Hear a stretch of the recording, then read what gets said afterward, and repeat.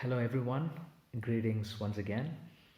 In my previous video, if you had watched, I had spoken about whisper being the will of God. Now, in this video, we are going to look at two parallels, two men of God listening to the voice of God, one man obeying and the other man disobeying the voice of God.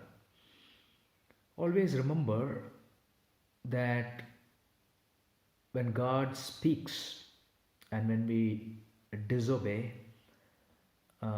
it comes at a huge cost. Obeying the will of God makes us dangerous, but disobeying to the voice or the whisper of God always puts us in danger. So here are the two parallels. The first man who listened to the voice of God and obeyed the voice of God is Apostle Paul. We see this in Acts chapter 23 and verse 11. Let me give a short background of what's happening here. During Apostle Paul's last visit to Jerusalem, the Jews in Jerusalem find that this very same person went around proclaiming things against the customs and the laws of Moses. So they stir up the crowd and Apostle Paul gets arrested in Jerusalem. That's when Apostle Paul hears the voice of God. Let me read that to you. Acts chapter 23 and verse 11. Acts chapter 23 verse 11. The following night, the Lord stood near Paul and said, "Take courage, as you have testified about me in Jerusalem, so you must also testify in Rome." So, what is the voice of God telling Paul? The voice of God is telling Paul that he has to go to Rome in order to testify about Jesus Christ. So, Paul is gearing up, getting ready in spite of all the struggles now that he's arrested. See, the verse that I read is the whisper that Apostle Paul listens to when he is in jail. He is arrested, and the Lord tells him that he has to testify about him in Rome. So we again, when we this is one of the things that we have to really take note of. When we listen to the voice of God and obey, that's when we continue to listen to the next voice of God. If you or if I don't listen and obey to the voice of God, how do we expect God to speak the next? We have to obey what he speaks now. It is a step by step process. Okay, so now that Paul obeys, listens to the voice and obeys, the Spirit of God continues to speak to Paul. Let me read to you Acts chapter 27 and verse 24. Acts chapter 27 and verse 24. Let me read from 23. Acts chapter 27, 23, 24. Now, I'll give you the background. Apostle Paul is taken to Rome. Okay, a situation arises where Apostle Paul with some of the prisoners are sent to Rome in order to stand before Caesar. So when he is aboard a ship, again the voice of God, he is able to listen to the voice of God, and God encourages him. Let me read that to you.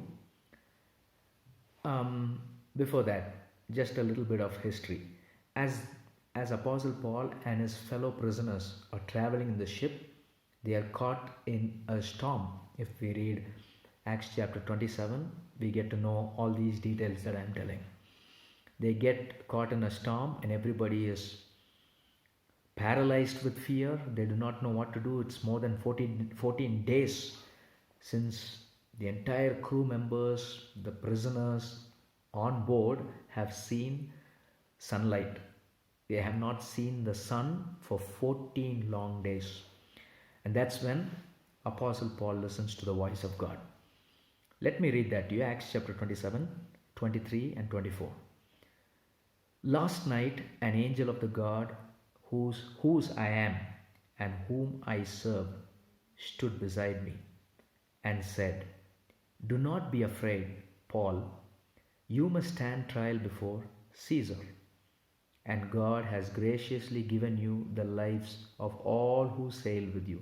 See, one man's obedience to the voice of God saves so many people on the ship.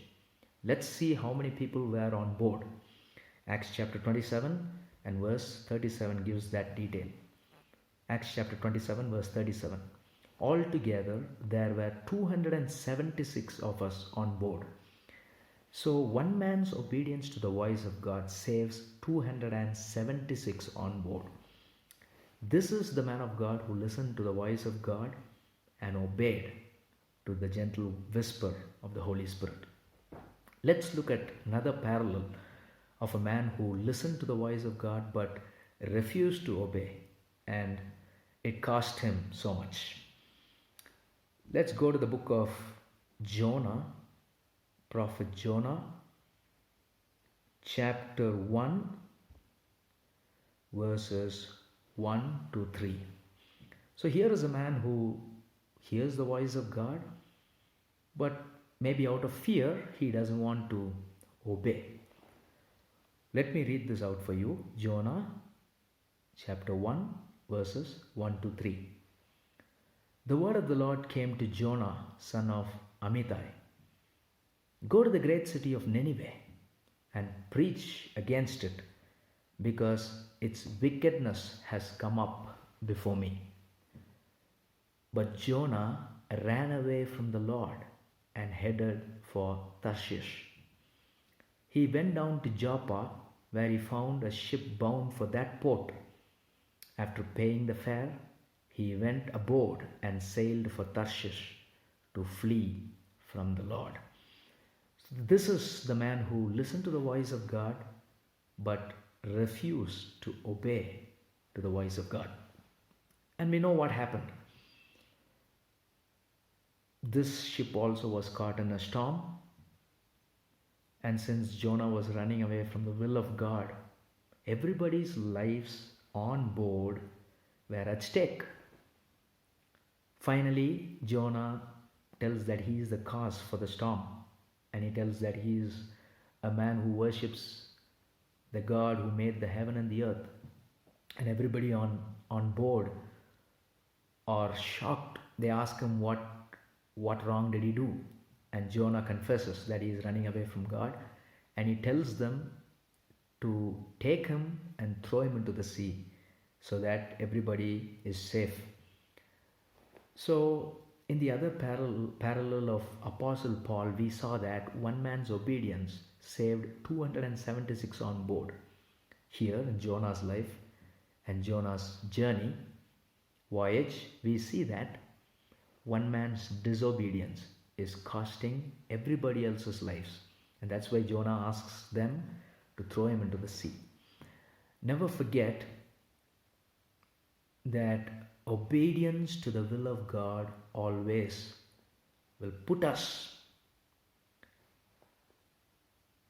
make us dangerous, whereas disobedience to the will of God will always put us in danger. Let's listen to the voice of God and do likewise. May the good Lord continue to speak to you, and may He help you and enable you and give you the courage to do whatever He asks and wants you to do. God bless you.